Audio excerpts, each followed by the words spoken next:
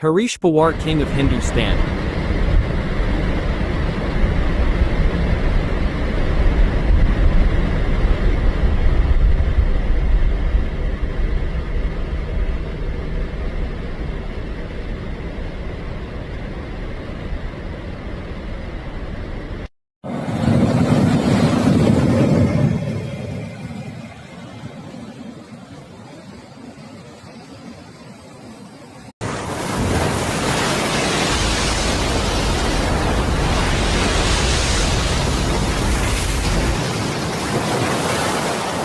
महाराष्ट्रातील सर्वात जास्त पाणी साठवणारी 3 धरणे।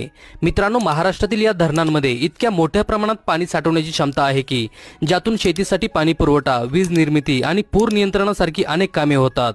चला तर मग जाणून घेऊया ही धरणे नेमकी कोणती आहेत।